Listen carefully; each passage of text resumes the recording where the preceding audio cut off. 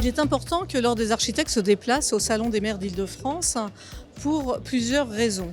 Tout d'abord, pour montrer que l'architecte est un maillon incontournable dans l'acte de construire. On traverse actuellement une crise du logement, c'était un des thèmes du salon, crise du logement et crise écologique. Donc l'architecte doit être un maillon incontournable. Donc l'Ordre des architectes d'Île-de-France représente 10 000 architectes franciliens qui sont sur le territoire avec des compétences très globales, que ce soit des compétences techniques, esthétiques et sociétales, pour bâtir avec les maires, main dans la main, la ville de demain.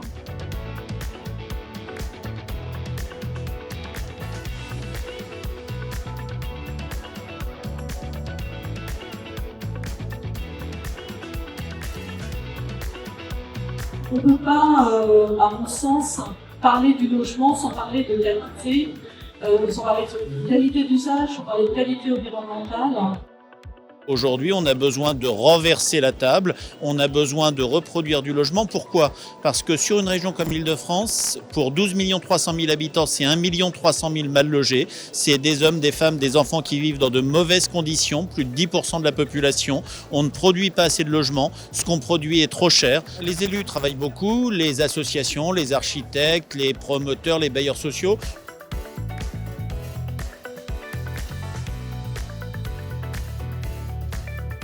Aujourd'hui, avec cette grande crise de logement et avec la crise justement du logement neuf, donc beaucoup de professionnels s'intéressent à la question de rénovation, de réhabilitation. Et je pense que l'architecte aujourd'hui doit s'intéresser à cette question d'entretien de l'habitat indigne, de réparer justement l'architecture du logement pour créer du confort, pour créer de la dignité, parce que tous les individus et les habitants, notamment des territoires franciliens, méritent un logement digne pour être bien.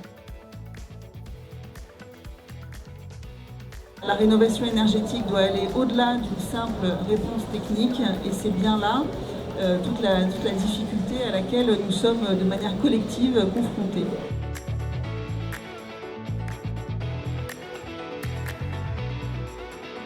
Moi je le dis, l'architecte il a toute sa place parce qu'on n'est pas comptable que de ce qu'on fait dans son mandat, on est comptable de ce qu'on va laisser. C'est quoi le legs? Qu'est-ce qu'on va laisser aux habitants d'une commune?